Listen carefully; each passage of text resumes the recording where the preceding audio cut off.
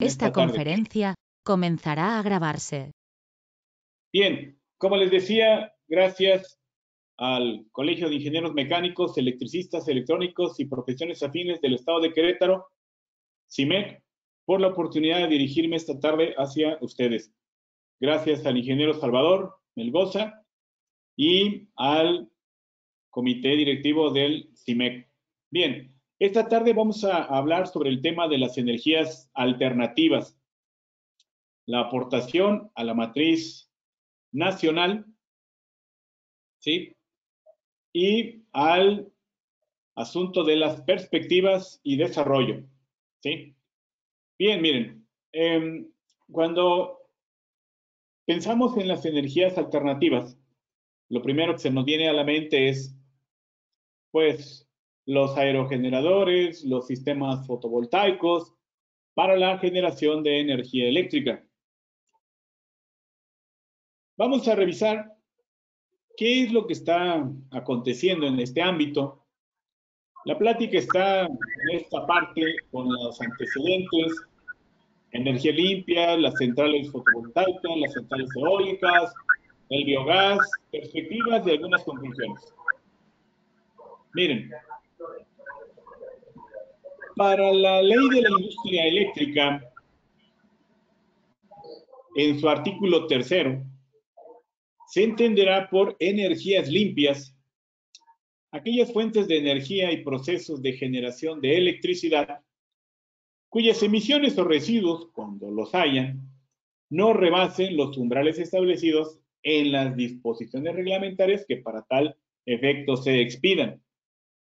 Entre las energías limpias se consideran las siguientes: el viento, la radiación solar en todas sus formas, la energía oceánica en sus distintas formas, maremotriz, maremotérmica, de las olas, de las corrientes marinas y del gradiente de concentración de sal. El calor de los yacimientos geotérmicos, los bioenergéticos que determinen la ley de promoción y desarrollo de los bioenergéticos, la energía generada por el aprovechamiento del poder calorífico del metano y otros gases asociados en los sitios de disposición de residuos, como pueden ser en granjas pecuarias y en las plantas de tratamiento, ¿sí?, de aguas residuales, entre otros. También se considera energía limpia aquella que se genera por el aprovechamiento del hidrógeno mediante su combustión o su uso en celdas de combustible. Si han escuchado hablar un poco, conocen un poco de las celdas de combustible, pues imaginen un sándwich con dos materiales, una membrana de nafión, ¿sí? Es una membrana de intercambio protónico, una membrana tipo PEM, por sus siglas en inglés. Esta membrana ha sido desarrollada hace muchísimos años por la empresa DuPont, y con esta celda que requiere como elementos de aporte oxígeno e hidrógeno, ¿sí? Y con eso se genera energía eléctrica. Claro, está en proporciones pequeñas. Hay celdas de 1 megawatt, ¿sí? Ya son celdas ya de tamaño considerable. De forma experimental las hay de 1 watt, 2 watt, 3 watts, etcétera. Pero ya apiladas muchas entre ellas, ya pueden dar una cierta potencia. Cuando se cumpla con la eficiencia mínima que establezca la Comisión Reguladora de Energía y también los criterios de emisiones establecidos por la Secretaría de Medio Ambiente y Recursos Naturales en su ciclo de vida. La energía proveniente de las centrales hidroeléctricas se considera una energía limpia, así como la energía nucleoeléctrica se considera energía limpia para la ley de la industria eléctrica. Esta parte de la energía nucleoeléctrica, bueno, pues tiene ahí sus pros y sus contras, ¿no? En el apartado anterior, en el inciso F, donde se dice, ¿sí?, en la energía nucleoeléctrica, si hay residuos, como lo dice acá arriba, Si hay residuos, cuando los haya, que no rebasen los umbrales establecidos en las disposiciones reglamentarias que para tal efecto se expidan. Sabemos que la energía nucleoeléctrica, bueno, pues se utilizan los átomos de uranio enriquecido, uranio 235, que después de cierto tiempo de fisión nuclear, donde se va a generar mucho calor al momento de que están chocando entre sí estos elementos, pues se va a ir degradando y va a pasar a otro material de la tabla periódica, otro elemento de la tabla periódica de los elementos que conocemos. Entonces va a ir degradándose. Entonces, en un momento dado, el uranio 235 es el que conocemos, ¿no? Pero después de algunos años se va a ir degradando, pero no va a perder su radiactividad al 100%. Entonces, ese es un residuo que deja la generación de energía eléctrica por la parte de la nucleoeléctrica. Entonces, esto es lo que se tiene y de acuerdo a la ley de la industria, así están definidas, ¿sí?, las energías limpias. Ahora, miren, ¿cuáles son las fuentes de energía tradicionales no renovables? Pues ya lo sabemos. El petróleo y sus derivados, el gas natural, el carbón y el uranio, ¿sí? Entonces, ojo, aquí es el uranio, el material. En la parte de atrás es la energía nucleoeléctrica, ¿sí? En los tipos de energía limpia y renovable, pues tenemos la solar térmica y fotovoltaica, eólica, biomasa, hidráulica, geotérmica, maremotriz, undimotriz, son las fuentes de energía renovable.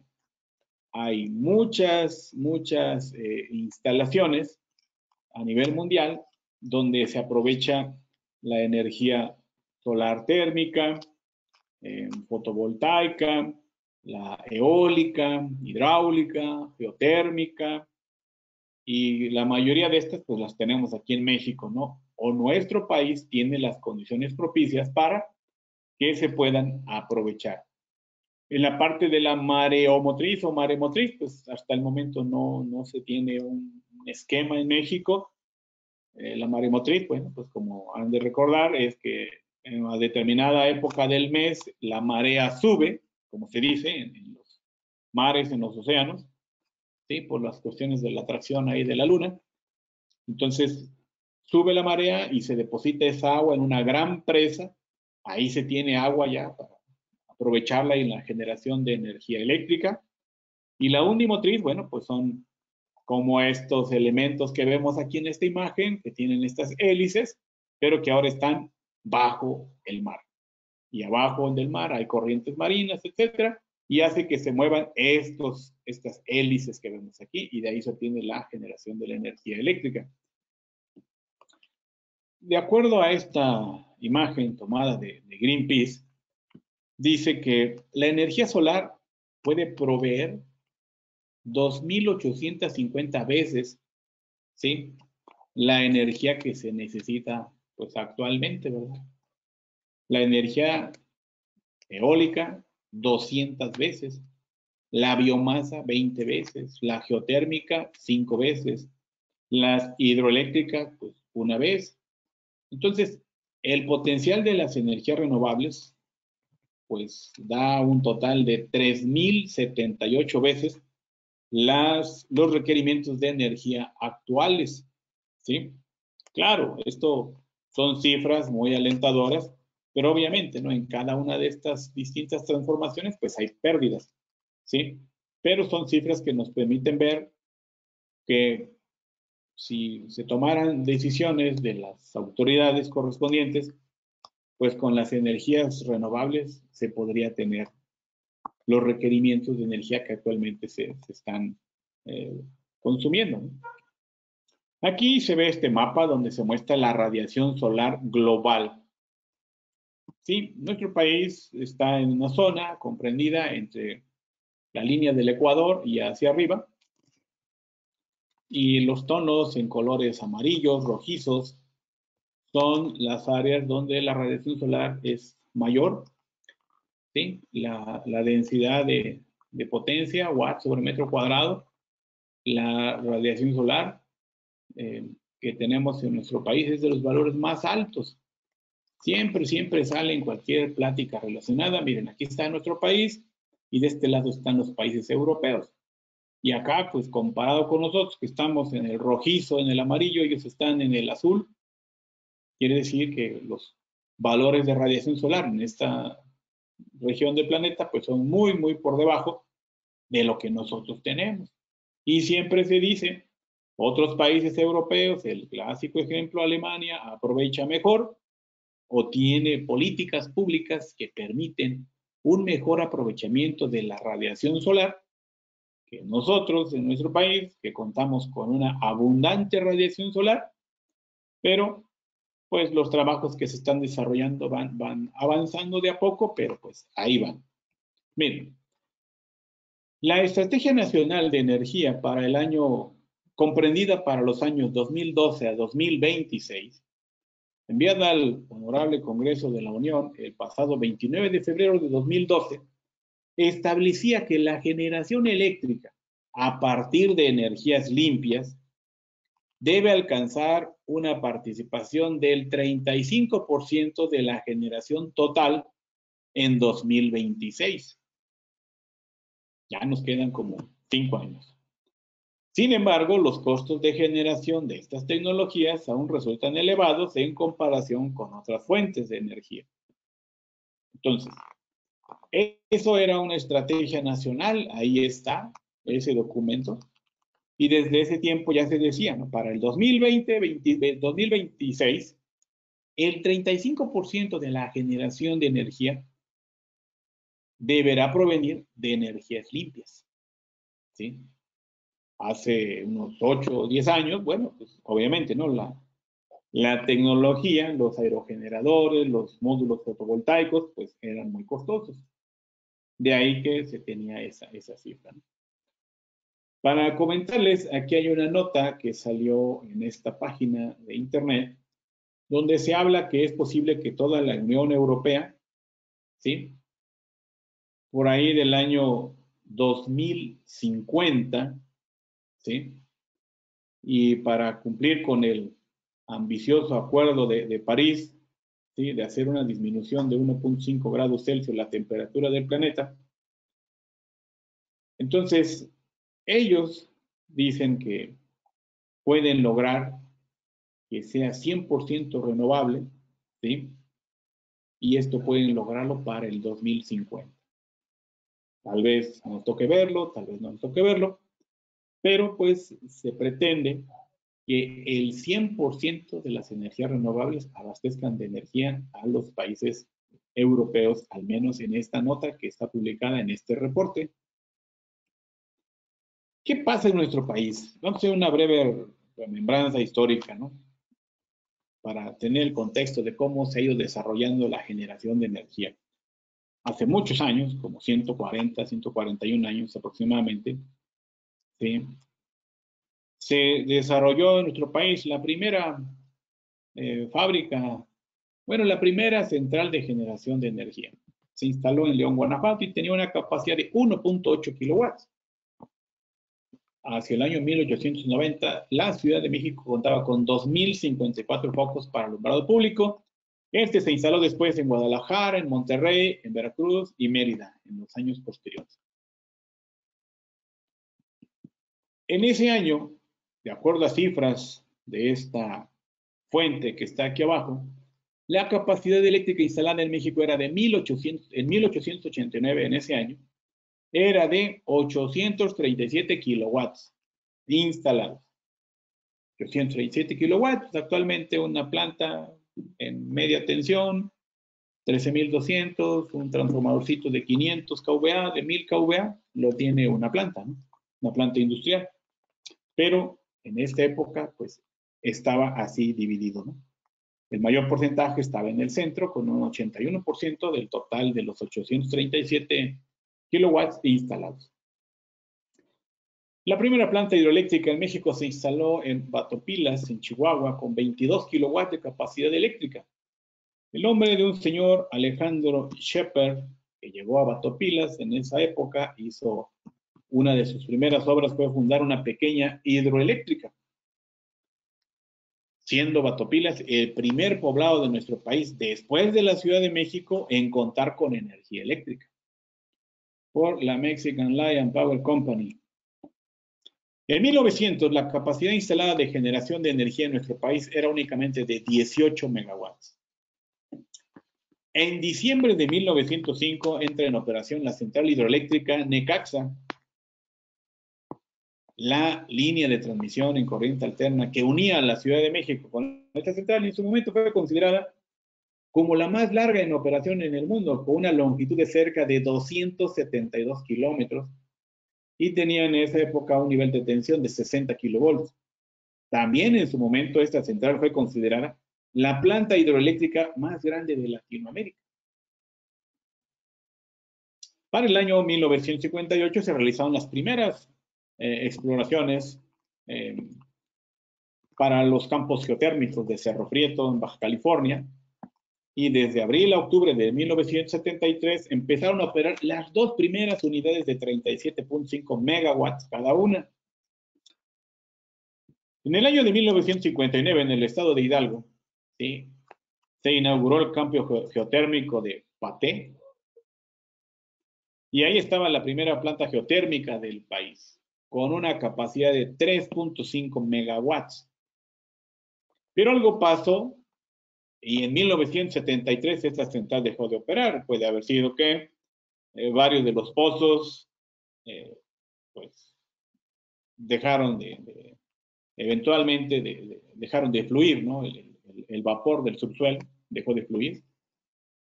Ya estaba en 1960 casi, ¿no? Hace unos 60 años que ya la geotérmica ya estaba en nuestro país, esta forma de generar energía.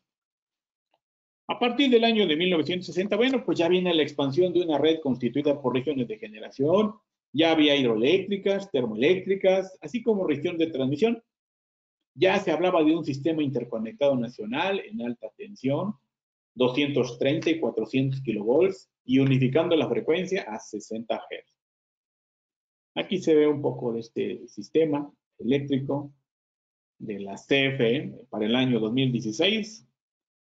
Y pues se alcanzan a ver las líneas en color azul, que son líneas que llevan 400 kilovolts, provienen de las centrales hidroeléctricas del sureste del país, Malpaso, Manuel Moreno Torres, La Angostura, ¿sí?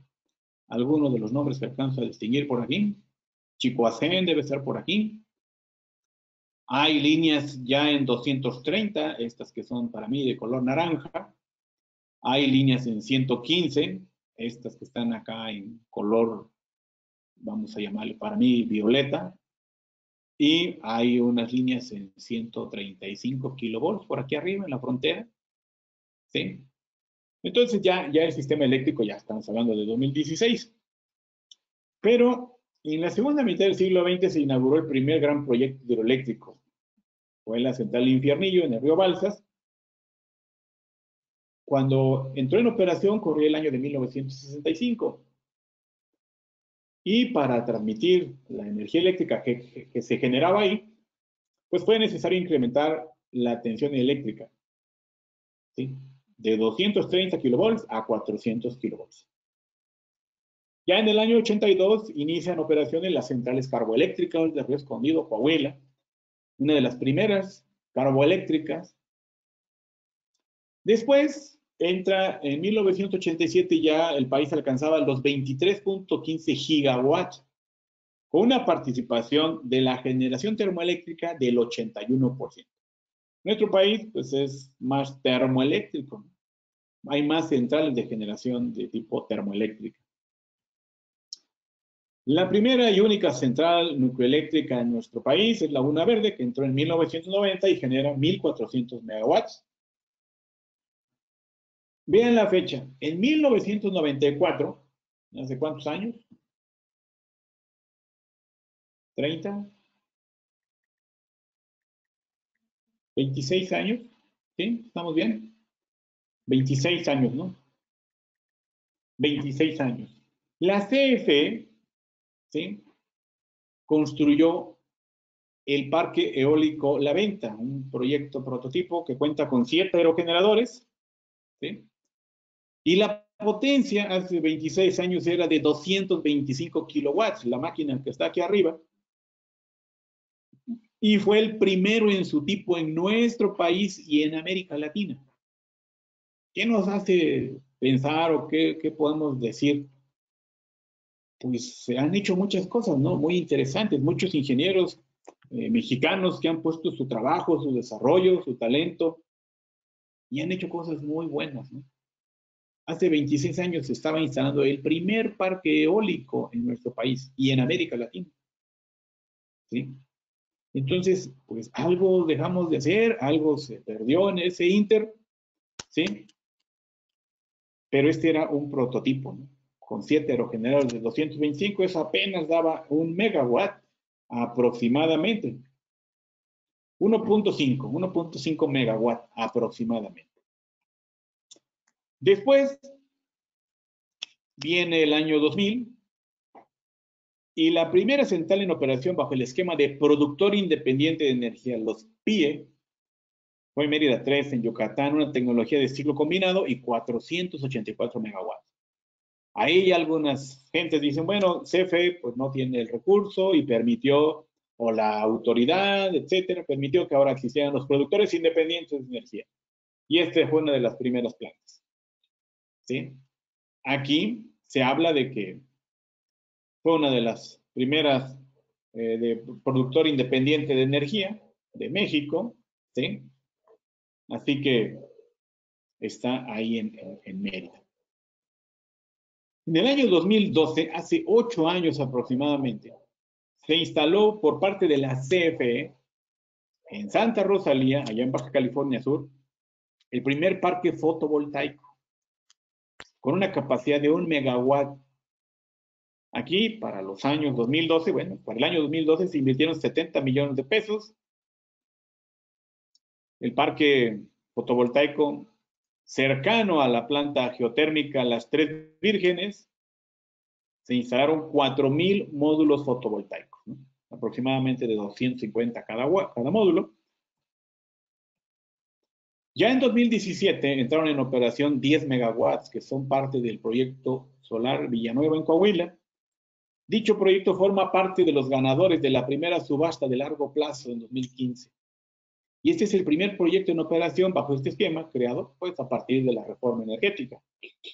En este parque tienen una extensión de 2,400 hectáreas. Bueno, quienes son de la Ciudad de México podrán hacer la referencia y dice que pues, son 3.5 veces el tamaño del bosque de Chapultepec y se instalaron 2.3 millones de paneles, módulos fotovoltaicos, ¿sí? Entonces vean ustedes la cantidad de tierra, vamos a decirle así, que se requiere de espacio para instalar una central que da 10 megawatts. Son 2,400 hectáreas. Y aquí, pues hay una inversión de 650 millones de dólares. Para ese año, estamos hablando del año 2000, el 2017, la planta está respaldada por un contrato de venta a la Comisión Federal de Electricidad por un periodo de 15 años y de certificados de energía limpia por un periodo de 20 años. Bueno, cuando se podía, ¿verdad? Los certificados de energía limpia, ahorita pues ha habido algunos cambios. ¿Qué pasa en el ámbito de las fotovoltaicas, no? Aquí está una página de la Asociación Mexicana de Energía Solar y tiene ahí un mapa de las centrales en operación de tipo comercial. Voy a tratar de ponerle solamente el mapa. Ustedes me dicen si se ve o no se ve. ¿Será que sí se ve el mapa? ¿Me pueden confirmar?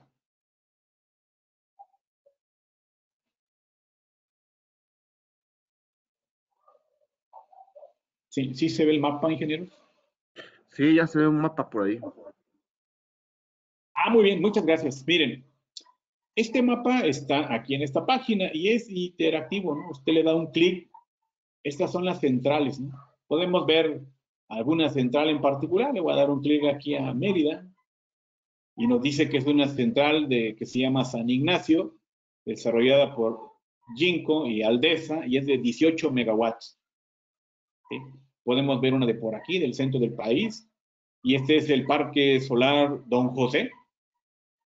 Es operado por la empresa Enel Green Power, una empresa de capital italiano, y tiene 225 megawatts de potencia, ¿sí? Podemos ver otro parque por aquí. Este es uno de, el nombre se llama Tuli Energía, y es de 150 megawatts por Cemex y Pater, ¿no? Una empresa por ahí. Podemos ver así los parques, la Trinidad de Eosol de 60 megawatts. ¿Qué es lo que está pasando? En esta parte de acá es donde tenemos valores muy, muy altos de radiación solar y obviamente, ¿no? Aquí, pues, los inversionistas han decidido. Aquí tenemos este de Santa María, 148 megawatts en Chihuahua, ¿sí? Y esto es con datos hasta el año 2019, por ahí de los meses de septiembre, octubre, hasta noviembre. Son los datos más recientes. Ahí está, 137 megawatts. Vamos, en todo el país hay proyectos, ¿verdad?, de este tipo que Baja California Sur, ¿cuál cree que sea este? Este es Aura Solar, 25 megawatts. Este de aquí es el de Santa Rosalía, que les mostré. Es de CFE y es de 1 megawatt.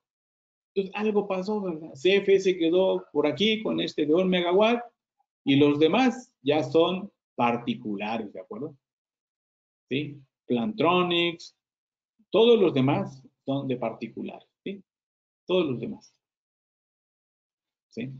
Y en alguna parte, bueno, pues obviamente, ¿no? Aquí está Iberdrola con un parque en Hermosillo de 100 megawatts, ¿sí? Entonces, ¿qué es lo que qué es lo que está sucediendo? Pues que estas personas, pues venden la energía a la CFE. A ver, ya regresamos a la presentación. ¿Sí? ¿Sí se ve la presentación ahora?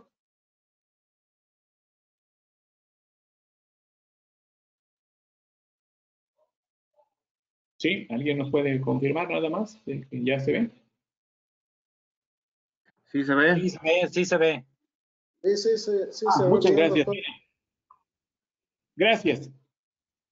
El sistema eléctrico nacional está integrado por 10 regiones de control, de las cuales 7 están interconectadas y conforman el Sistema Interconectado Nacional.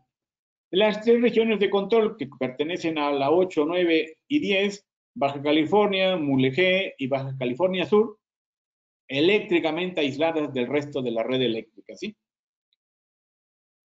Se esperaba que se conectaran para 2023 y 2024, ¿no? Como que iba a haber una infraestructura que iba a conectar esta parte con esta parte. Pero de momento me parece que ese proyecto está detenido y no se sabe cuándo vaya a regresar. De acuerdo a esto, si estos compatriotas que viven por acá se les fallan las centrales, hay una de aquí, la de Tres Vírgenes, de 1 megawatt, pero pues no sería suficiente. Entonces, pues quedan ya sin forma de generar energía, ¿no? Por medios convencionales, que es lo que más se produce, que por la parte de las energías alternativas. Aquí, en 2017, la capacidad instalada del sistema eléctrico fue de 75.685 megawatts. El 70.5% corresponde a centrales eléctricas convencionales y el 29.5% a centrales eléctricas con tecnologías limpias. La capacidad se incrementó un 3% respecto a la capacidad registrada al cierre del año 2016. Así que la capacidad instalada de generación de energía eléctrica en el país desde el año 1960 y hasta el año 2013, año en que se promulgó esta reforma energética, creció 17.5 veces. Aquí está la figura donde se dice capacidad instalada por tipo de tecnología. ¿Qué es lo que más abunda? Pues ciclo combinado, termoeléctrica convencional, hidroeléctrica, carboeléctrica, turbogás, ¿sí? Y después, en porcentajes menores, está la eólica con un 6%, núcleo eléctrica con un 2%, geotérmica, solar, FIRCO, el fideicomiso de riesgo compartido, generación distribuida, frenos regenerativos, ¿sí? Está en un 2%. Bioenergía y cogeneración eficiente está en un 3%, según cifras del año 2017, ¿sí? ¿Por qué creen ustedes que no se ha aumentado estas partes? Las eólicas, las solar. ¿Qué se imaginan ustedes? ¿Por qué no se ha desarrollado más? ¿Por qué no llegamos a un 20, a un 30, a un 40 de las eólicas y de las solares? ¿Qué se imaginan? ¿Alguien puede comentar algo? Se limitó el presupuesto. Presupuesto. La idea, o bueno, el comentario, cuando yo escucho así el presupuesto, uno dice, ah, bueno, pues es que el gobierno, ¿verdad? Federal o las autoridades pues no quieren invertirle o no hay dinero para meterle a este tipo de proyectos, ¿verdad? ¿Sí? ¿A eso se refiere, ingeniero? Sí, así es, se limitó el presupuesto. Ok, ¿cuál es tu nombre, ingeniero? ¿De dónde nos acompaña? ¿Se quiere ser moderador ahí en el evento de Jalur? Antonio Angelares de Chihuahua.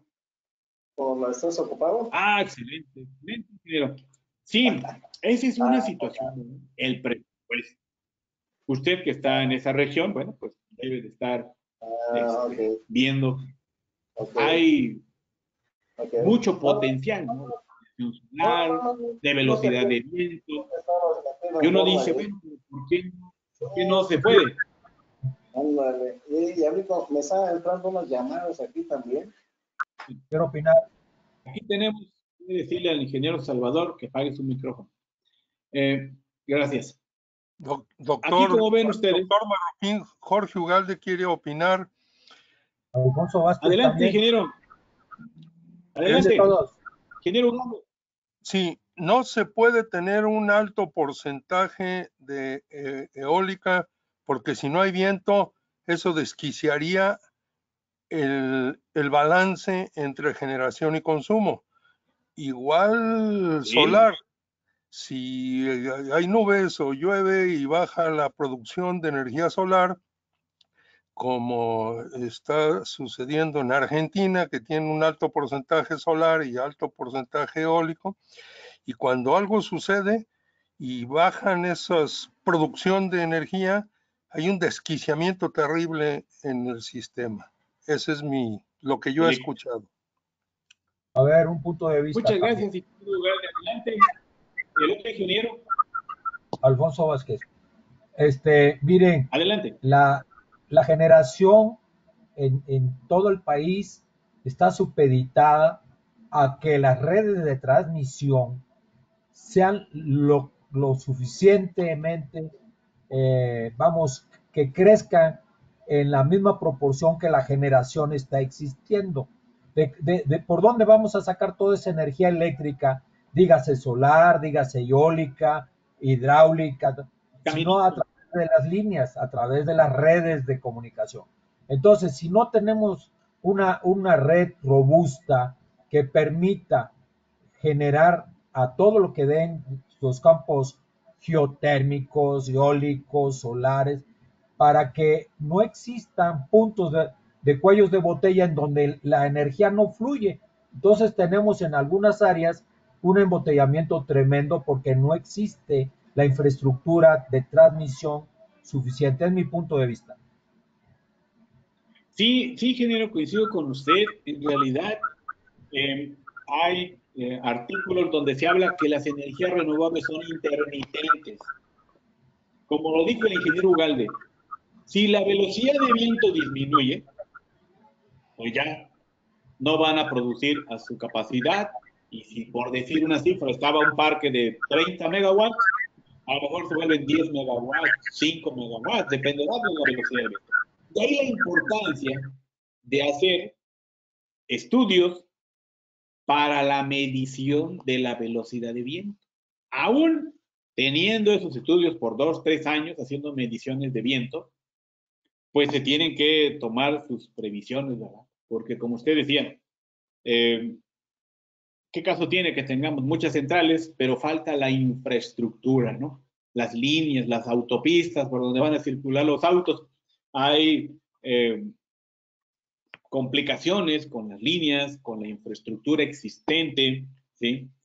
Algunos desarrolladores de los parques eólicos, fotovoltaicos, pues entregan en un cierto punto de la red, ¿verdad? Y de ahí para adelante, pues que CFE lo resuelva, ¿no?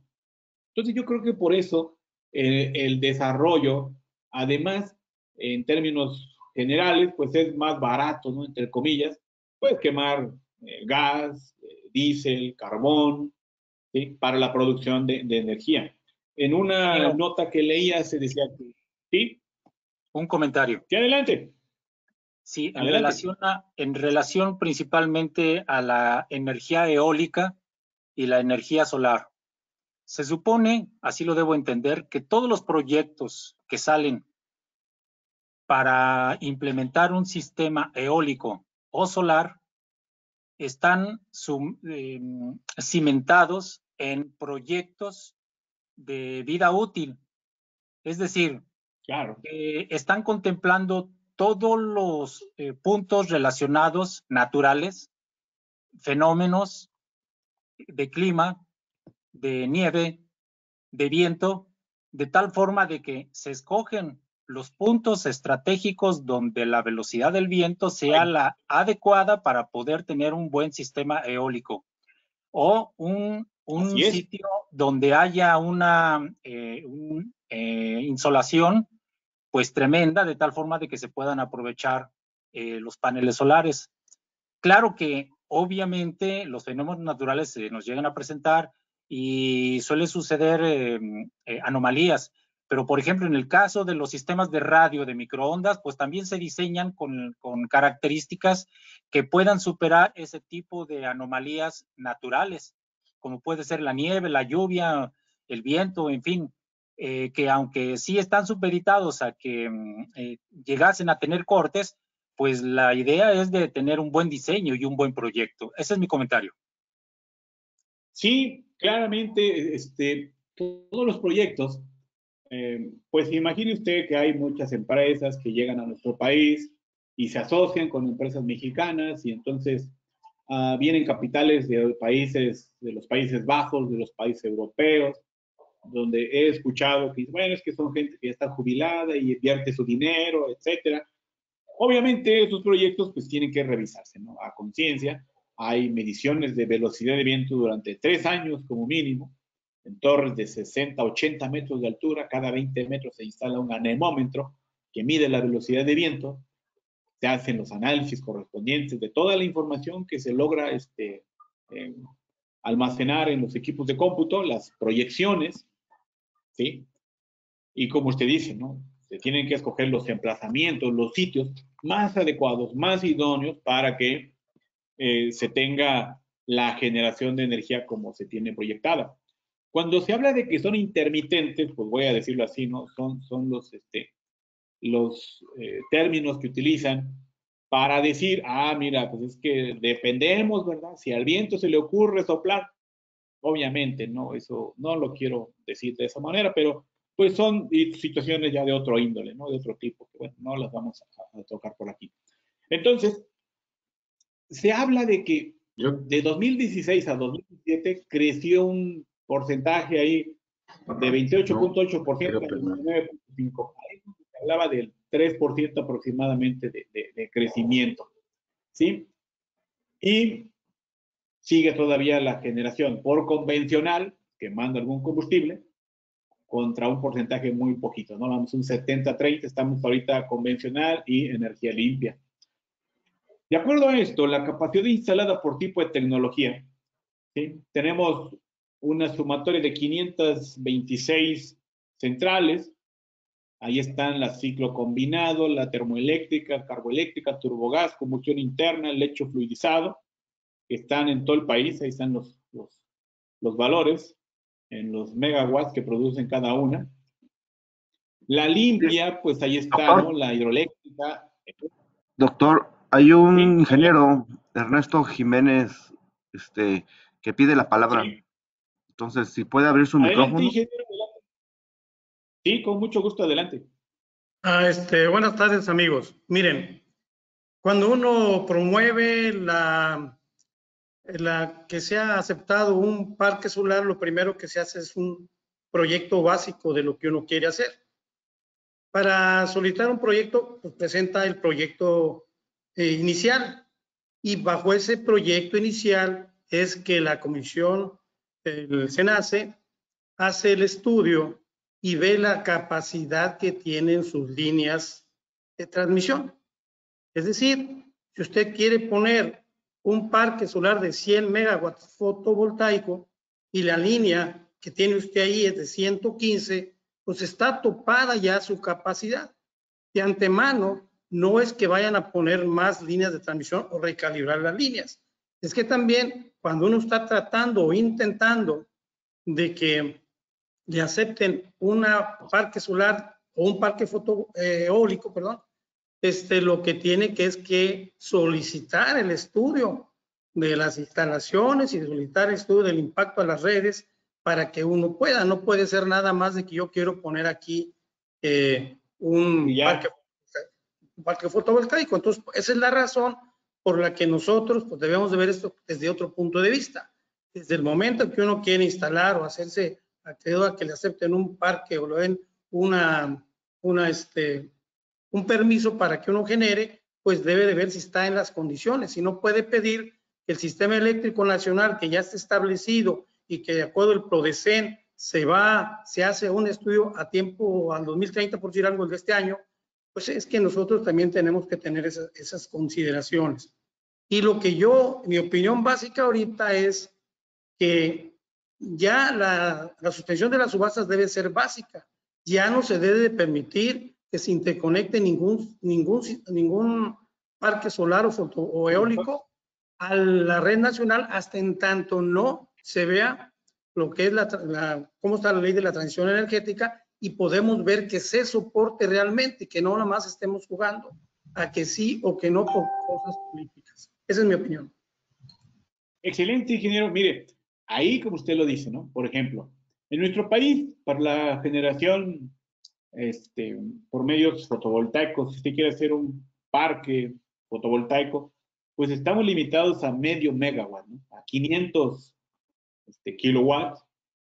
Todavía pueden decir 495, ¿no? Para que no tengas todavía que hacer el papeleo con la Comisión Reguladora de Energía. Ya después de los 500 kilowatts, bueno, pues ya viene todavía una serie de situaciones que tienen que cumplir. Sí, es un hecho. Este es un tema bastante interesante porque si usted tiene el dinero, tiene la facilidad, ya ubica el emplazamiento, tiene estudios técnicos, ambientales, de Semarnat, de todas las dependencias, ¿sí? Pues ya usted dice, bueno, está bien, vas a iniciar tu trabajo, ¿no? En el mes de mayo, abril-mayo, salió el acuerdo de la confiabilidad, continuidad del sistema eléctrico, seguridad de todo eso. Y en ese momento la autoridad dijo, ¿saben qué? Las plantas fotovoltaicas, las centrales fotovoltaicas y las eólicas que estaban a punto de entrar en operación, porque estaban en la etapa de pruebas, pues, ¿qué creen? Que van a estar fuera, ¿no? Ya no van a poder hacer sus cuestiones ahí. Es un tema bastante amplio, ¿no? Los que tienen el recurso dicen, oye, pues yo ya tengo mi parque, ¿no? Ahora, ¿cómo me dices que me espere? ¿Sí? Entonces, es un tema bastante complicado. No es nada más así como lo quieren ver los que tienen el dinero, ¿no? Los que tienen el capital, porque en realidad hay muchos factores, ¿no? Como decía uno de los ingenieros, muchas gracias, en su aportación, pues hay que revisar las capacidades de las líneas, ¿no? Un estudio del SENACE que permita evaluar si realmente es conveniente, si este punto es viable, si va a soportar la red, etcétera. Entonces, de ahí surgió esto de que pues, las empresas se ampararon, ¿no? Las empresas que ya tenían sus parques. ¿Y qué creen? Pues que le están ganando al gobierno actual. Están logrando que les den los amparos, ¿no? No quiero decir que ya le ganaron. Les dieron amparos, ¿no? Y entonces van a seguir con sus distintas actividades hasta en tanto esto se arregle, ¿no? Ahí podrán tardar un año, dos, no lo sé cuántos años. Pero mientras, de lo que he escuchado, y al final hay una nota, que el gobierno actual ha ido perdiendo no eso que él dijo, ¿no? Sino que las empresas que ya tenían sus parques fotovoltaicos y eólicos en etapa de pruebas y que de pronto les dijeron con este acuerdo que publicó el SENACE de que stop, deténganse, pues sí, obviamente, ¿no? Se empezaron a quejar, se habla de muchos millones de dólares, más de 20,000, 25,000 millones de dólares que están ahí parados, según. Y pues se metieron ahí con las cuestiones legales y les han dado el amparo, ¿no? Entonces, eso pues también se tiene que revisar. Esta es una parte de las centrales eléctricas de la CFE, generaron el 52% de la energía eléctrica en 2017. Centrales eléctricas de CFE. Los productores independientes de energía aportaron el 26% y el 21% restante es la producción que los particulares aportaron bajo los esquemas de autoabastecimiento, cogeneración, pequeña producción, exportación, usos propios continuos y generador, así como generación distribuida, los sistemas rurales no interconectados reportados por el Fideicomiso de Riesgo Compartido. Pues, ¿qué estamos viendo acá? Pues que los productores independientes aportaron estos porcentajes, ¿no? Entonces ahí están los que cogeneran, los de pequeña producción, la generación distribuida. Estamos hablando ahí de sistemas fotovoltaicos, ¿no? En el año de 2014 salió esta imagen, esta nota, donde se decía que las compras de energía por parte de CFE van a ir en aumento. Pagos de CFE por adquisición de energía, millones de pesos, ¿no? Eso era en el 2014. Se hablaba ahí que iban a ir en 38,000, luego en 43,000, 49,000 y en 55,000 millones de pesos para el año 2017. Era una proyección. Entonces, eso ha ido creciendo. ¿Sí? ¿Quiénes son los estados con mayor producción de energía eléctrica? Veracruz, Tamaulipas, Nuevo León, Baja California y Guerrero. Aportan en el 42.6% de la generación eléctrica en el país. En contraste, los estados como Aguascalientes, Morelos, Quintana Roo, Zacatecas y Tlaxcala fueron las entidades con menor generación de electricidad, con una aportación del 0.4 del total de generación del sistema eléctrico. ¿Sí? Aquí vamos a ver un poco del balance de energía por entidad federativa, ¿sí? Que considera la generación y las ventas de electricidad.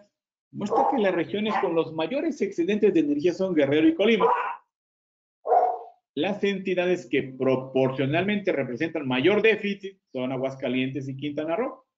Aquí hay un mapa donde se habla del balance de energía eléctrica y están las entidades deficitarias, entidades en balance y entidades superavitarias. ¿Sí? Pues bueno, por ejemplo, para Querétaro, pues ya es una entidad deficitaria, ¿no? Y dice que para cada entidad federativa equivalente al valor del cociente, en el cual el numerador es la diferencia entre la generación de electricidad menos las ventas de energía y el denominador son las ventas de energía. ¿Sí? Entonces, ahí están estos estados donde son entidades deficitarias que están en balance y superavitarias. ¿Cuáles son las tecnologías de generación de electricidad en México? Pues no, ya lo sabemos. Carboeléctrica, ciclo combinado, combustión interna, lecho fluidizado, termoeléctrica, convencional y turbogás. Esas son todas las que están ahí, así como todas aquellas que no se encuentran dentro de la clasificación a la que se refiere la fracción 22 del artículo 3 de la Ley de la Industria Eléctrica. ¿Sí? Y aquí están las características de las centrales eléctricas en operación en 2017. Nada más, aquí el asunto es que, pues, donde hay mucha agua, bueno, pues se espera que estén las hidroeléctricas. En algunas zonas del país, pues no hay agua, así no hay ríos, tantas presas y demás. Pues hay termoeléctricas, carboeléctricas, al final turbogás, combustión interna, lecho fluidizado. Esa de lecho fluidizado es una central en la que puede quemar muchos combustibles, entre comillas, pueden ser desde lodos, desde pastos, biomasa, vamos, lo que quemen ahí solamente hay 2 o 3 centrales de lecho fluidizado en nuestro país. Aquí hay dos centrales, ¿sí? Son plantas con una capacidad de 290 megawatts, las 2 plantas. Entonces, de acuerdo a esto, esta es así como decimos, ¿no? La matriz energética de nuestro país, ¿no? ¿De dónde proviene la energía eléctrica que se consume? ¿Sí? Lo ideal, y si se compara esto con otros países, bueno, pues otros países le han apostado a las energías renovables. Otros países le apuestan a la nucleoeléctrica. Otros países le apuestan a la cuestión del carbón. ¿Sí? Bueno, es como cada autoridad, de acuerdo a sus proyecciones, pues indica, pues vámonos por aquí, vámonos por allá para la generación de energía. Hay muchísimo potencial para la cuestión de la eólica y la fotovoltaica, sí, pero pues como se dice, ¿no? Lo que no hay, pues son inversionistas, ¿no? Que de pronto decidan o que quieran invertir en nuestro país, ¿sí? Este dato es así como que muy complicado, ¿no? Las tecnologías convencionales para la generación de energía eléctrica contribuyen con el 18% de las emisiones totales de gases de efecto invernadero a nivel nacional. Es la segunda actividad del país con mayor impacto al medio ambiente después del transporte, con un volumen anual de 125,000 millones de toneladas de CO2. Eso sí es un dato muy fuerte, ¿no? Para nuestro país, ¿sí? De ahí vienen esas partes donde se habla de la COP, las conferencias de las partes, donde se reúnen líderes a nivel mundial para tomar acuerdos con la idea, la intención de bajar las emisiones contaminantes. Y de ahí está que nuestro país, en el plan que les mostraba hace rato, donde se decía que de 2000 hasta el 2026 se tenía ese planteamiento, ¿no? Probablemente el objetivo no va a cambiar, ¿no? A lo mejor van a cambiar algunas cosas, pero de momento es lo que les puedo comentar que en el aspecto de las energías renovables, pues eso es lo que se está moviendo, ¿no? Aquí adelante, bueno, estos son videos, ¿no? No los vamos a pasar ahorita, son muy tardados, ¿sí? Solamente era para ver cómo funcionaba una central termoeléctrica, una nucleoeléctrica, un ciclo combinado, etcétera. Eso no lo vamos a pasar. Hay centrales de generación de ciclo combinado, pues sí, es aprovechar los gases excedentes de la combustión, la quema de gas, la mezcla de gas, de aire, la chispa, operan las turbinas de gas y los excedentes de esa combustión, los gases que todavía van a muy buena temperatura, se aprovechan para producir vapor y ese vapor se impacta sobre otra turbina y ahí tenemos el ciclo combinado. Aquí en Querétaro está Ingredio en México, una central, está en San Juan del Río, para una empresa, y ahí producen 29 megawatts, de acuerdo a este dato. Biopapel escribe, produce 32 megawatts, son de los, como se decía, ¿no? De los productores independientes de energía. Y así hay muchas empresas, ¿no? Que ya vieron que les conviene, ¿no? En su proceso, pues generar energía, ¿no? Como le llaman la cogeneración de energía.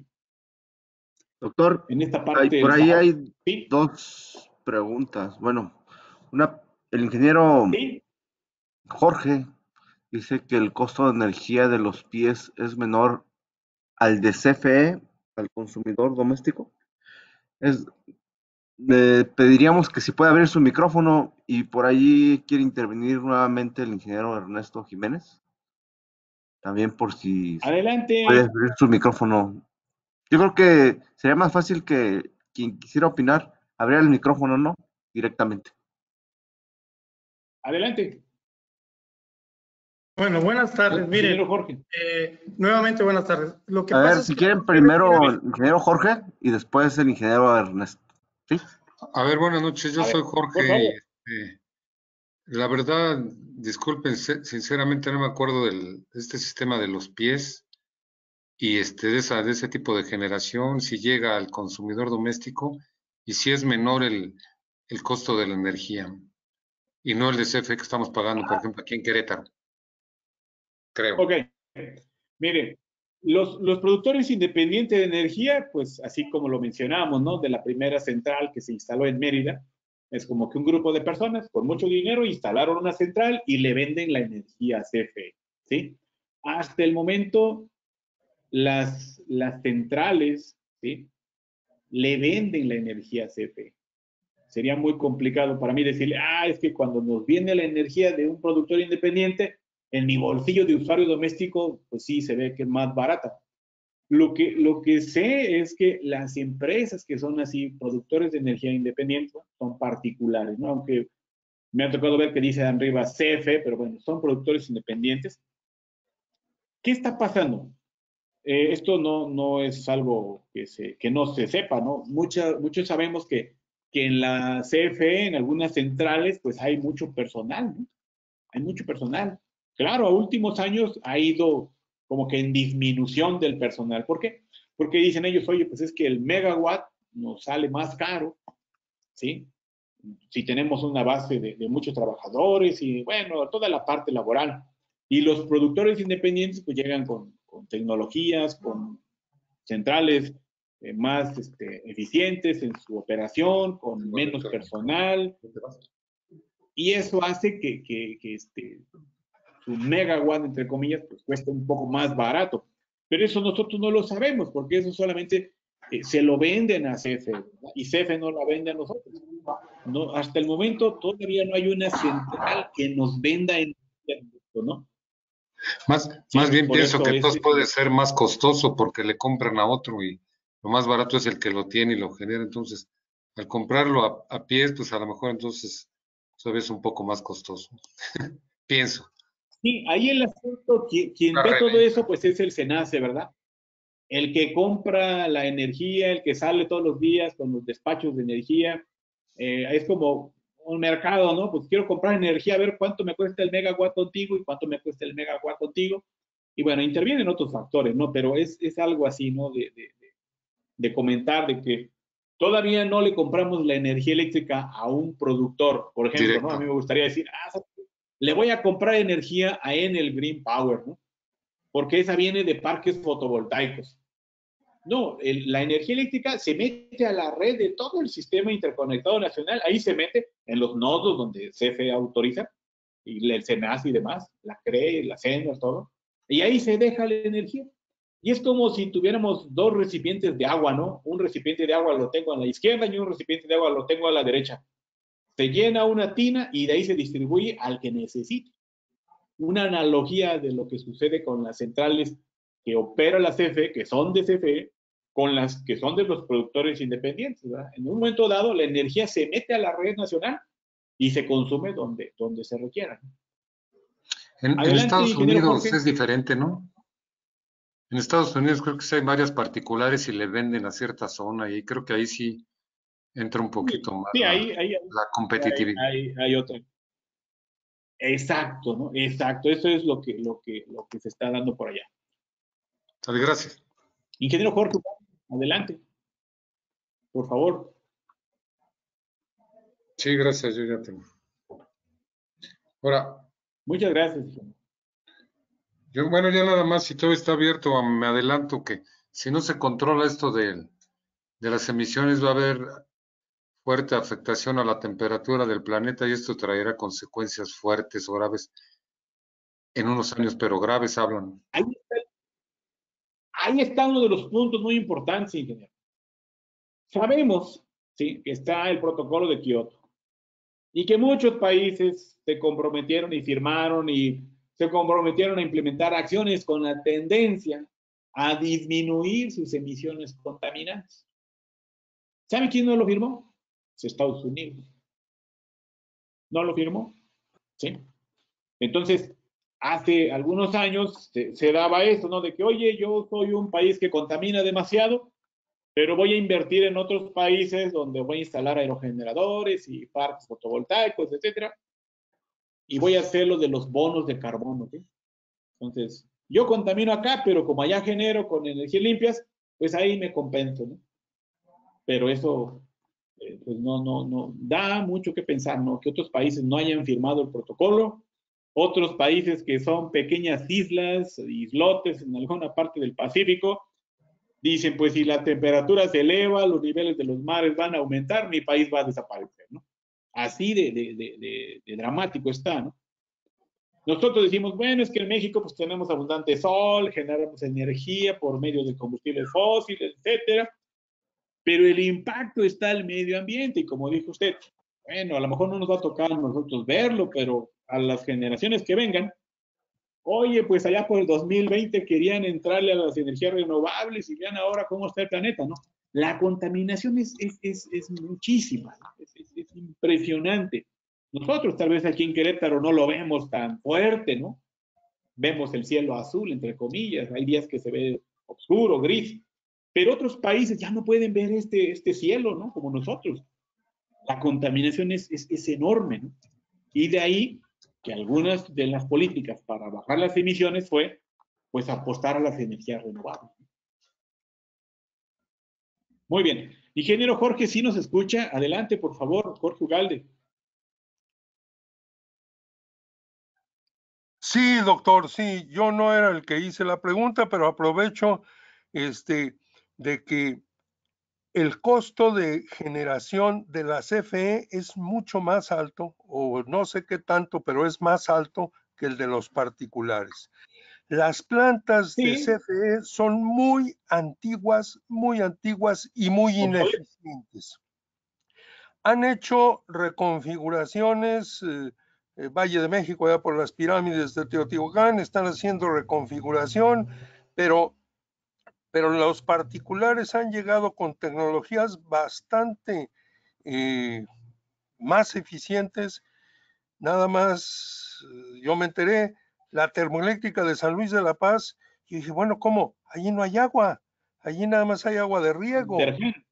Y utilizan las aguas negras de San Luis de la Paz, las purifican, las usan para enfriar el vapor y las devuelven ya frías para riego en el Valle de San Luis de la Paz. Esa tecnología esa no la tiene el CFE. Entonces, los productores independientes les cuesta mucho menos producir que la CFE por las eficiencias. Perdón, era todo. Así es.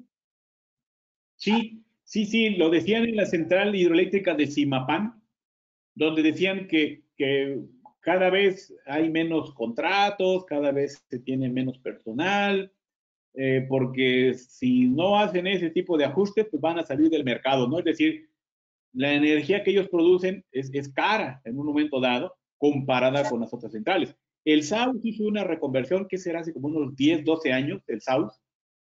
Tenían centrales ya muy antiguas, pusieron nuevas unidades y ¿qué pasa con esas centrales antiguas? Ahí están, ruedan, como dicen, una vuelta por día, una o dos de las centrales antiguas, las generadoras, y querían un proyecto de venderla a un país de Centroamérica. Pero pues yo creo que no. Es eso, ¿no? La tecnología, las eficiencias, y sí es un hecho que es generar los megawatts por el lado de CFE es caro comparada con la de los productores independientes. San Luis de la Paz es una central que es operada por una empresa que se llama Intergen, Energía Azteca, y ellos tienen sus propios ductos de gas, ¿sí? O sea, trajeron el gas desde Campeche, Tabasco, de por allá, y lo llevan hasta San Luis de la Paz, ¿no? Entonces, pues por ahí es que son más baratos, ¿no? En algunas partes, ¿sí? Miren, me voy a adelantar aquí porque el tiempo ahora nos empieza a comer.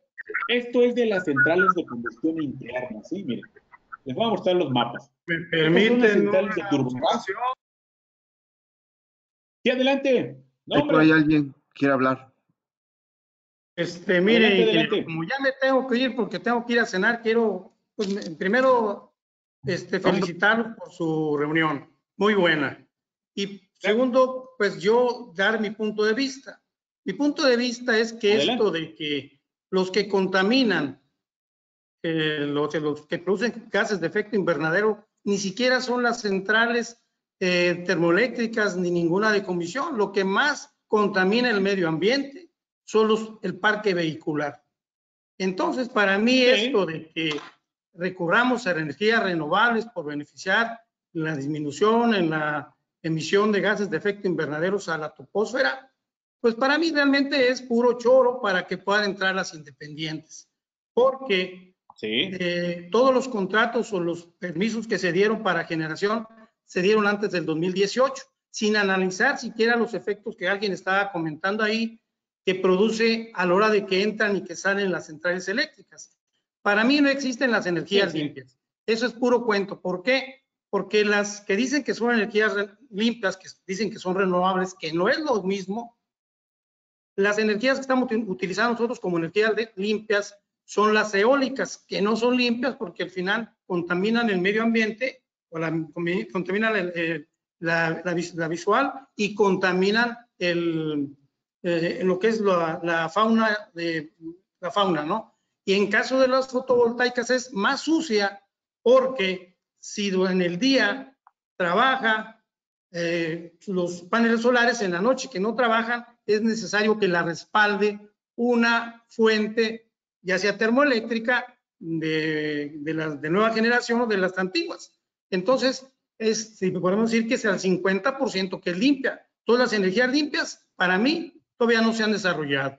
Entonces, esto es nada más para que entren más renovables al sistema eléctrico nacional, nada más a causar problemas. Por eso es que el sistema eléctrico nacional, la ley de la transición energética, debe analizar bien eso y ya no permitir, como se le hizo ahorita, que no se permitiera el ingreso aún y cuando ya tuvieran el contrato, porque malamente se les amparó, toda vez que ellos sabían bien que no iban a entrar. Entonces, si ahorita está consumiendo, como decir algo, se consumían 40 gigawatts y por efecto de la pandemia se están consumiendo 20 y ellos quieren meter su energía, y como alguna vez dijo el presidente, allá en Villahermosa no se permitió turbinar y tuvieron que inundar la ciudad porque no dejaron que entraran las energías hidráulicas, y sí metieron las fotovoltaicas y las eólicas por efecto de los contratos mal hechos y mal establecidos. Por eso yo en lo personal y con mi aportación, y con esto me despido de ustedes, un gusto haberlos conocido, creo que las energías renovables no son el futuro del mundo, pero hay que analizarlas bien porque no existen las renovables hasta ahorita limpias. Pues me da mucho gusto haberlo conocido, y a todos mis amigos, cuando quieran, ahí está mi correo. ¿De dónde nos visita, ingeniero? ¿De dónde es usted? De Chiapas. De Chiapas, ok, perfecto. Gracias. Sí, yo por ahí tramité 2 parques solares, por eso me sé la historia desde el inicio, desde antes de que todavía no iniciaba la reforma energética, tramité para que me aprobaran y me dieran el permiso de generación de 2 parques fotovoltaicos. Entonces, por eso me sé toda la historia y sé al final qué fue lo que pasó. ¿Cuál es su nombre, ingeniero? Ernesto Jesús Jiménez Mejía. ¿Tiene algún correo electrónico? Ernesto Jesús Jiménez Mejía. ing.jiménez. Si nos lo puede escribir en el chat, ingeniero, por favor. Le voy a datos en el chat, órale. Sí, por favor, gracias. Hasta luego. Por ahí estamos pendientes. Saludos. Muy bien. Continuamos, por favor. Es decir, bien. Gracias. Ok, entonces, es muy respetable la opinión del ingeniero. Esta es la diversidad de opiniones. Cada quien es libre de expresar su punto de vista, muy respetuoso, muy entonado. El asunto aquí es que, pues, así como hay quienes apuestan a las energías convencionales, porque tenemos la disponibilidad del carbón día y noche, del combustible de gas día y noche, ¿sí? Bueno, pues también la autoridad en un momento dado tendrá que evaluar, ¿verdad? ¿Qué es lo que más conviene para el futuro de la generación de las energías, de la energía eléctrica en nuestro país, ¿verdad? Aquí tenemos la capacidad y generación en centrales de turbogás. Ahí está todo lo que hay de turbogás en nuestro país.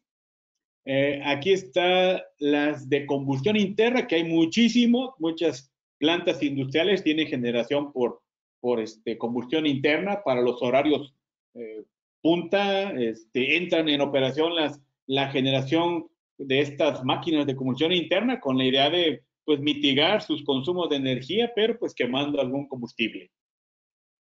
Aquí, esto es una lista enorme, ¿no? De empresas que tienen sus centrales de combustión interna.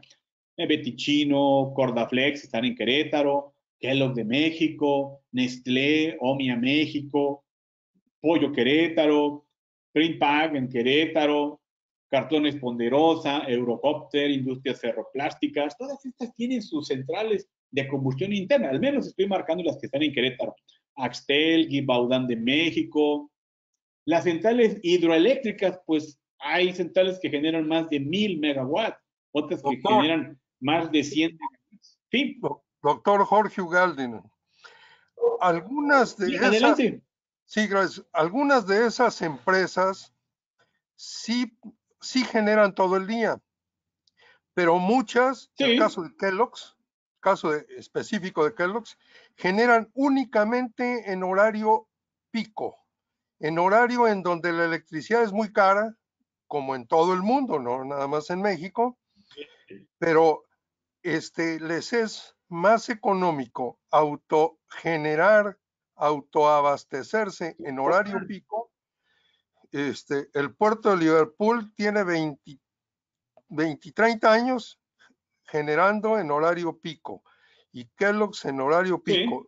Sí. Yo no sé las demás que usted mencionó, doctor, pero ese es un recurso económico muy válido.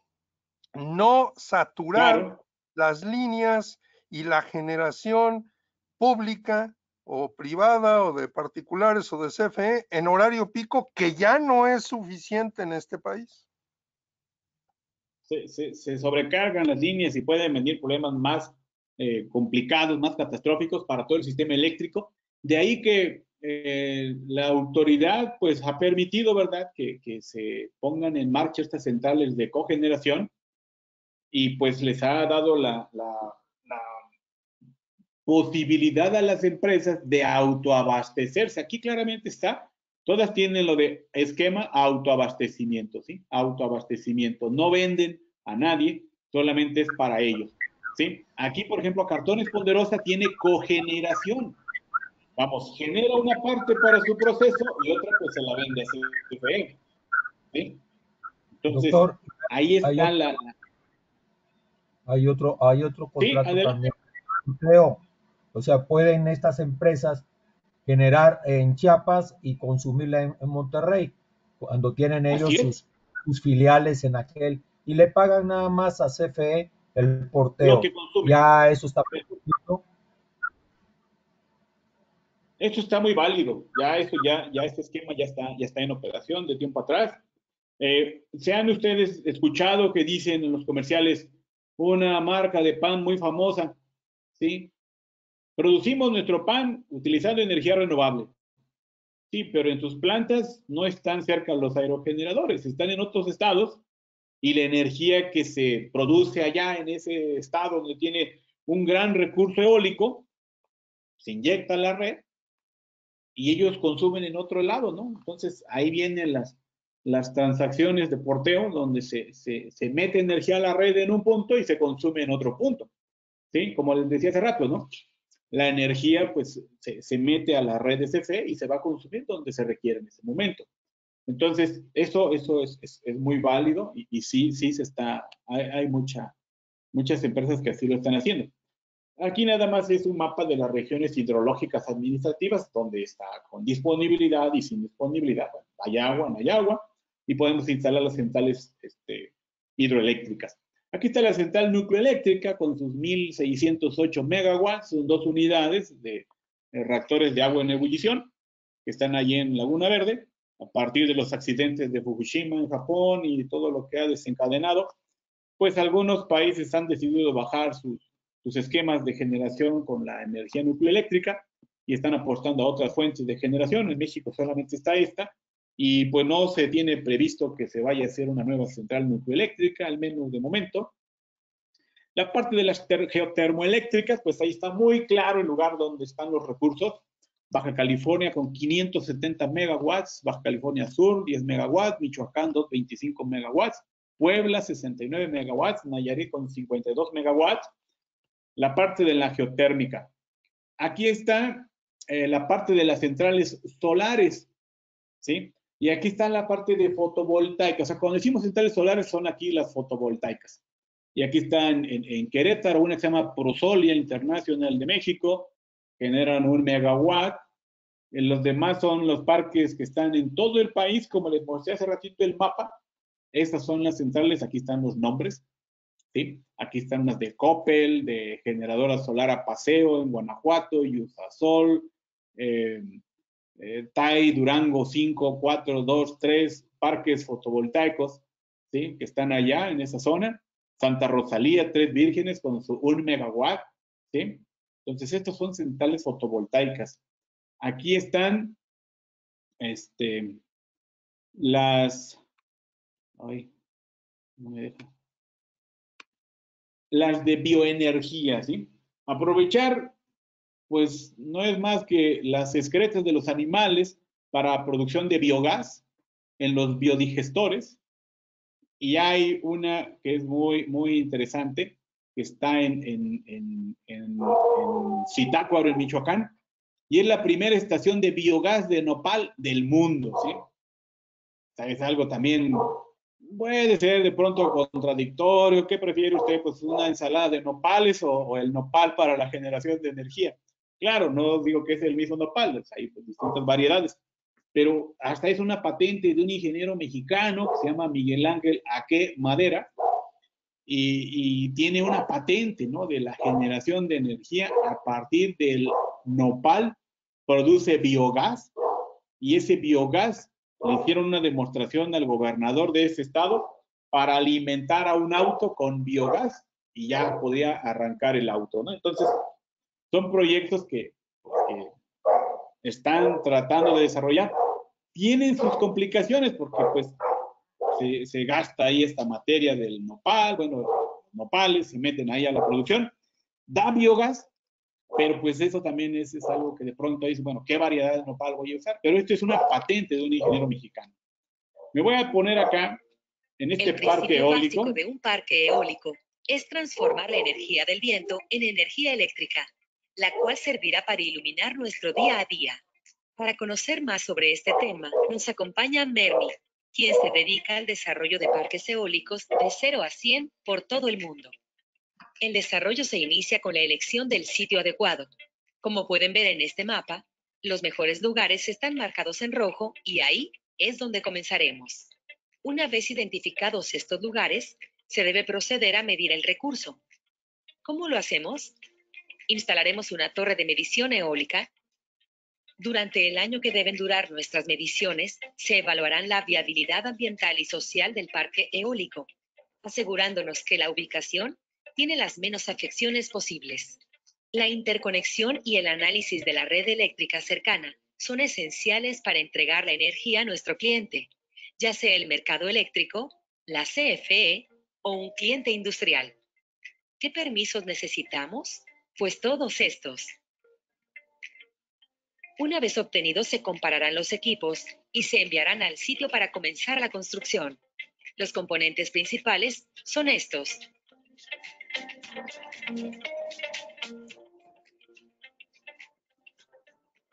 Las obras de construcción incluyen ejecución de los caminos, excavación de las bases y construcción de las plataformas para el montaje. Este se inicia con el alzado de la torre. A continuación, se instala la góndola y finalmente se eleva el rotor. La generación de energía se inicia con el impacto del viento sobre las palas, haciendo que el conjunto generador gire.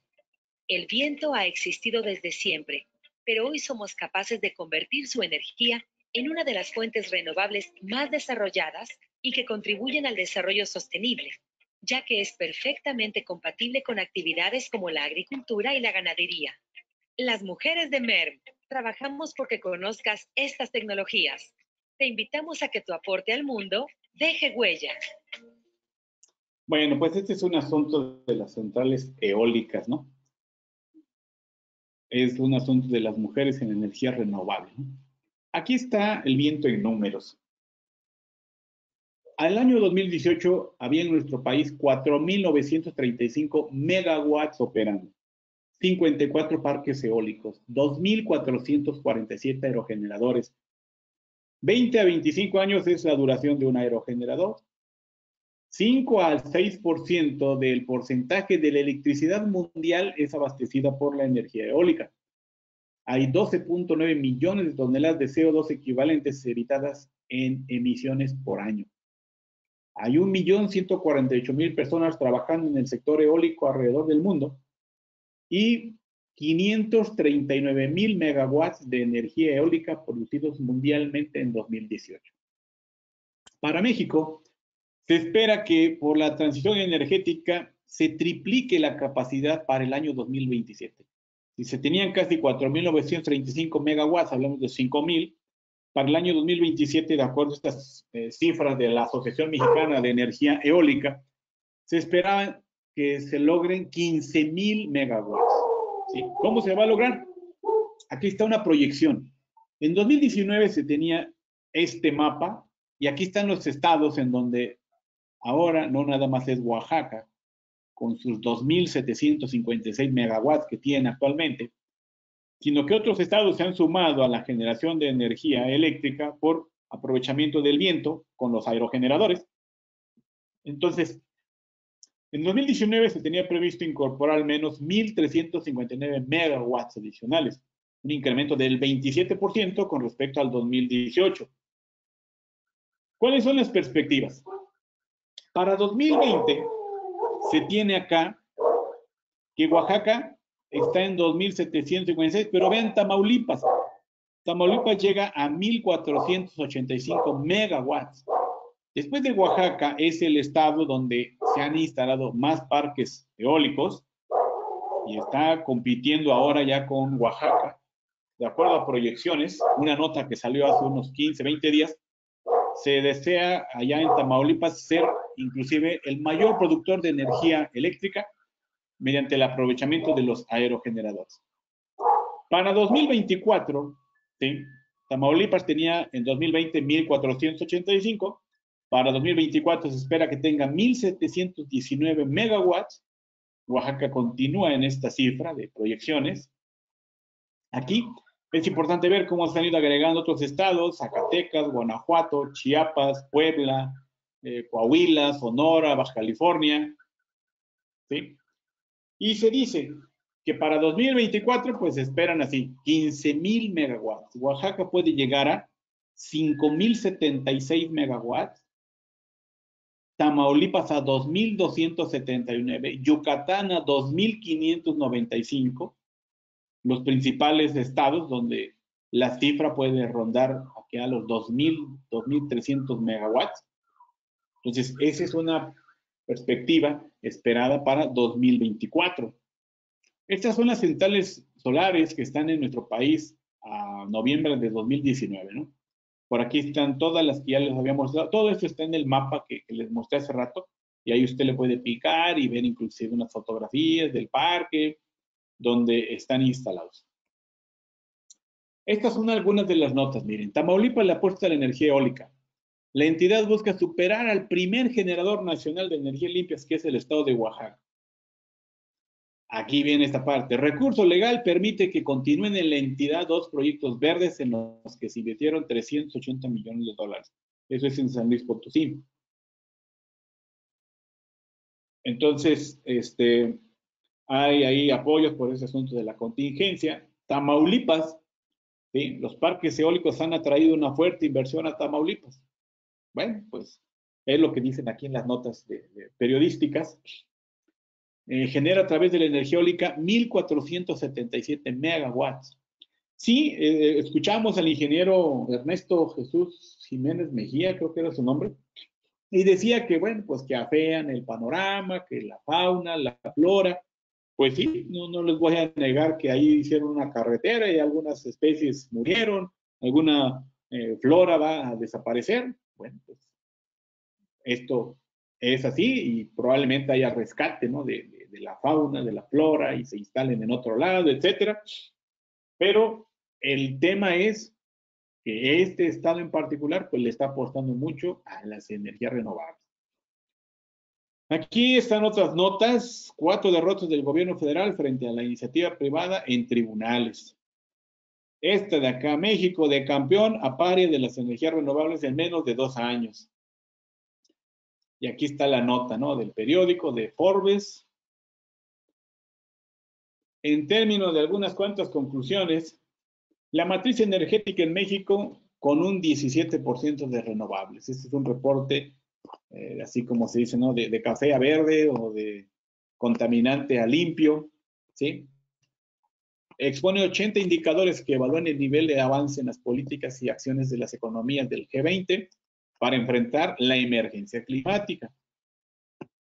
Se dice que es probable que la temperatura promedio de la Tierra rebase los 1.5 grados Celsius en el año 2030.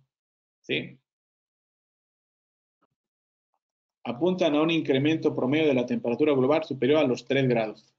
Incluso en caso de no definir políticas más ambiciosas, pues para acelerar la reducción de emisiones de manera efectiva, es probable que la temperatura promedio de la Tierra rebase los 1.5 grados. Las emisiones en el país, en México, se han incrementado un 70% del año 90 al año 2016.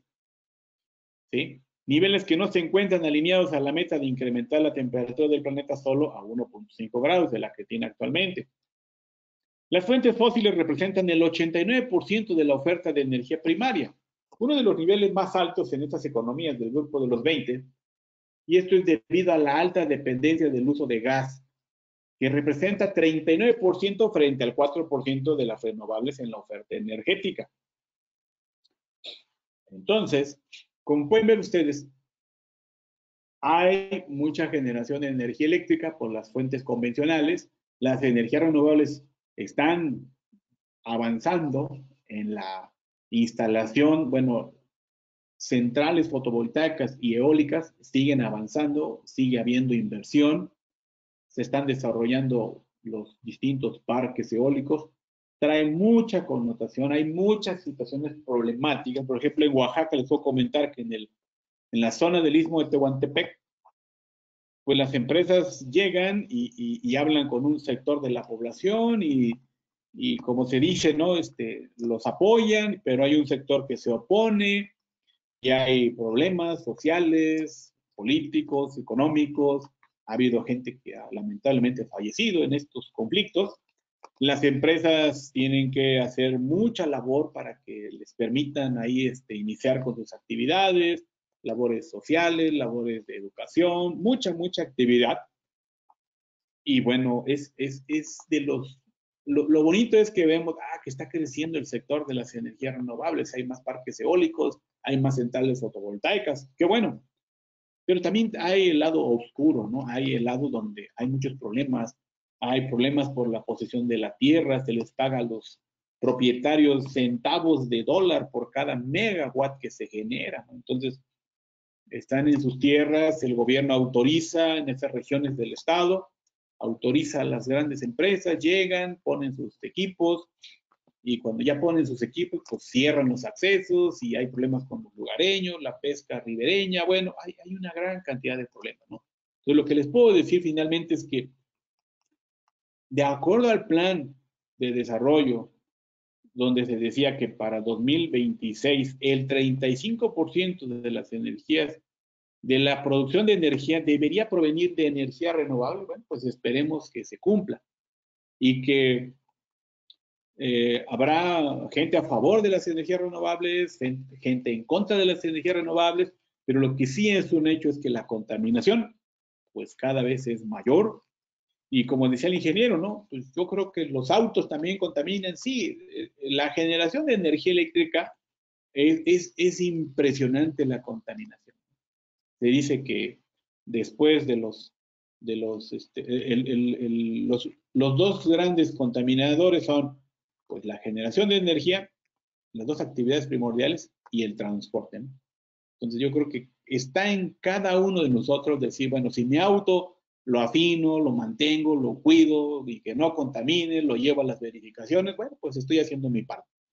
Si instalo módulos fotovoltaicos en mi vivienda para generar energía eléctrica, bueno, pues estoy haciendo algo bueno por por mi parte, ¿no? Ya cada quien estará en la mejor o tomará la mejor decisión, ¿no? De poder, si lo vemos del lado político, pues créanme, no vamos a acabar, ¿no? A mí me gusta verlo de la parte del lado técnico, de la parte del desarrollo, del crecimiento de las energías, de la mitigación de los efectos del cambio climático. Bueno, de ese lado, pues es muy bueno, ¿verdad? Pues con esto quiero terminar mi participación, ingenieros, y agradecerles a todos por su participación en esta sesión. Y pues ahora tengo aquí esta parte, que ahora no sé cómo regresarle al ingeniero. Doctor.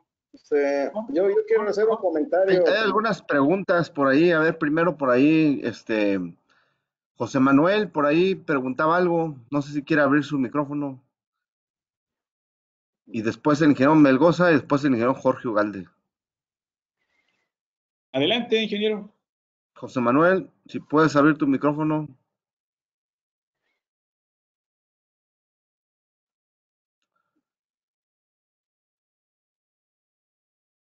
Pues aquí está José Manuel, pero bueno, tal vez no nos escucha. Bueno, pues nos pasamos al ingeniero Melgoza. Bueno, él preguntaba acerca de la basura, de los paneles solares dañados. Sí, la basura electrónica de los paneles, miren, con el paso de los años contaminarán el medio ambiente. Ya hay programas donde se están reciclando el marco, el aluminio, el marco de aluminio, el vidrio y el silicio. Obviamente, para esto pues hay que gastar energía, hay que meter energía, ¿sí? Entonces, sí es un punto en que dice uno, oye, ¿y eso pues va a contaminar? Pues sí, va a contaminar, pero al final pues es una actividad de reciclaje, ¿no? Sí hay programas ya muy ambiciosos para hacer un reciclaje. Sí, uno puede decir, bueno, ya termina la vida útil en 25 o 30 años, pero ya se están haciendo proyectos para reciclaje. El ahorro de energía incluso a nivel familiar, como apagar la luz, uso de vehículo colectivo, bicicletas, caminando, carros, apagar el boiler si no se usa, bajaría la contaminación. Claro que sí, desde instalar un calentador solar, desde usar lo menos el auto, claro, son medidas que abonan a que los niveles de contaminación disminuyan, ¿no? De acuerdo a la información que tenemos. Adelante.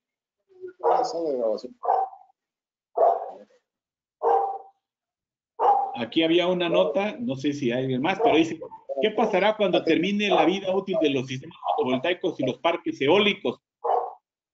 ¿A dónde irán todos los paneles, turbinas, paletas eólicas? Pues se están haciendo programas de reciclaje, ¿sí?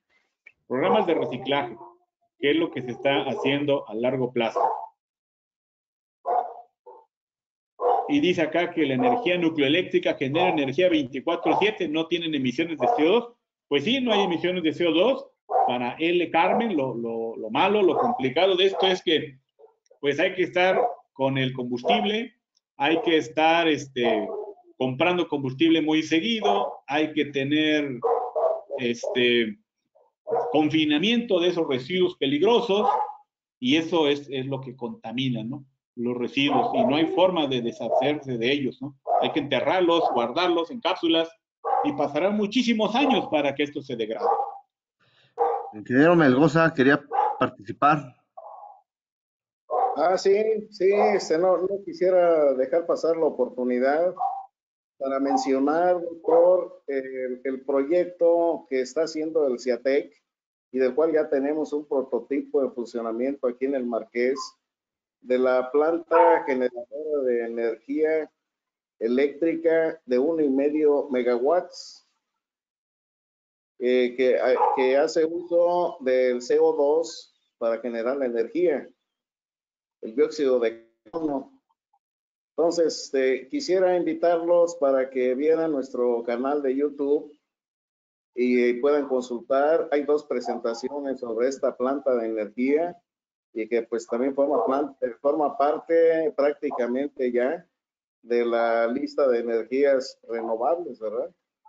Una planta de energía a través del CO2. Supercrítico le llamó el ingeniero de CIATEC.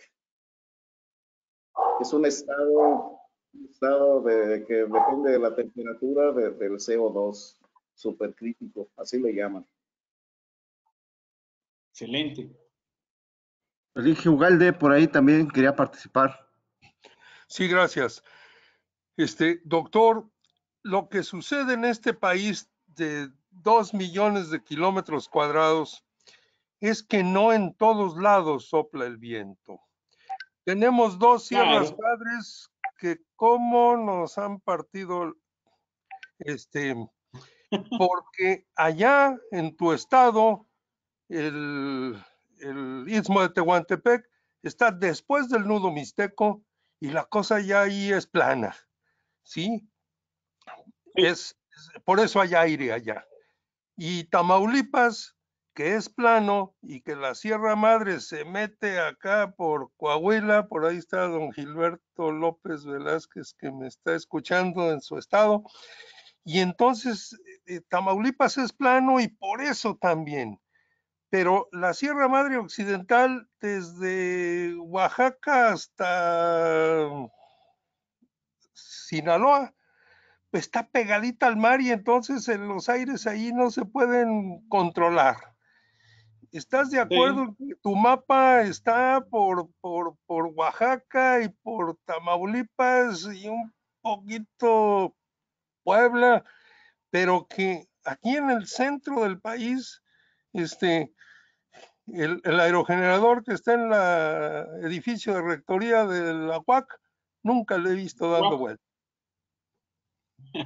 Sí, es un hecho, ingeniero. Los lugares estratégicos en nuestro país es en el istmo de Tehuantepec, donde es la parte más estrecha de nuestro país, en el istmo de Tehuantepec y el Golfo de México, y ahí se juntan las corrientes de aire y por eso se tiene ese amplísimo potencial.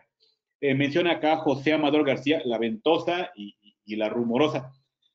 Pues son los sitios más idóneos. Desde hace más de 50, 60 años, un laboratorio en Estados Unidos ya había hecho estudios y ya tenía bien definido el potencial de generación de energía para el istmo de Tehuantepec. Entonces eso ya se sabía desde hace muchísimos años y ahora pues se está haciendo. Como se decía en este video de Mermi, donde decía, primero hay que hacer un estudio, ¿verdad? Para ver si es viable. Yo puedo decir, aquí el Cerro de San Juan de Río en La Venta, el Cerro de La Venta, para mí es un punto donde puede instalarse un aerogenerador. Bueno, sí, está muy alto, pero habría que hacer unas mediciones puntuales cada 5 o 10 minutos durante 2, 3 años y después de eso, con esa información, pues ya poder tomar alguna decisión. No en todo el país, como se dice, el aire es una mezcla de gases y cuando el aire adquiere una velocidad distinta de cero, se vuelve viento y dependemos de los vientos, ¿sí? Para la instalación, para el emplazamiento, para seleccionar el lugar, pues tenemos que hacer un estudio muy minucioso de ese potencial. Si el potencial nos sale muy malo, ese punto no va a producir la energía que esperamos. Nuestro país tiene mayores posibilidades de la instalación de campos fotovoltaicos. Por ahí había un proyecto en el que se decía, bueno, cada vivienda que instale sus módulos fotovoltaicos y que se los descuente a CFE, la generación distribuida. Pero eso también puede acarrear muchos problemas para la red de la CFE. Entre comillas, pues va a perder la CFE, ¿no? Porque ya no me compran tanta energía como antes, pues ¿qué va a pasar, no? Entonces, todos esos aspectos se tienen que sentar las autoridades, los productores, la iniciativa privada, los académicos, la empresa, no lo sé, y determinar cuáles son los mejores escenarios. Sí, hay proyectos para Querétaro, había para la instalación en Huimilpan de un parque eólico. Ya lo quitaron, es decir, ya ese proyecto ya se canceló. Estaba en el mapa de AMDE, la Asociación Mexicana de Energía Eólica, y de pronto ya desapareció. Y algunos dicen que lo trasladaron a otro estado vecino, pero porque el potencial de viento es el que marca la pauta. Sí, ingeniero, estoy totalmente de acuerdo con usted. Muchas gracias por su comentario. Adelante, ingeniero. Melgoza. Muy bien, pues si ya no hay más preguntas, voy a detener la grabación.